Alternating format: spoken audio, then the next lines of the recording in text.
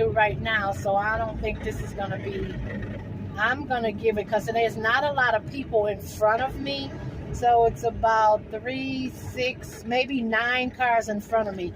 So I'm going to say, oh, this is just a truck. Oh, this is a construction truck that's coming through here. So no, they haven't let the traffic through. So I am at a standstill, and we're just going to kind of clock how long it takes for this delay.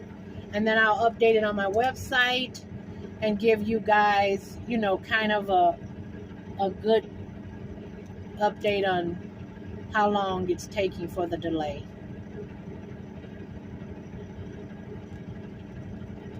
Yeah, they got the sign up there, stopped.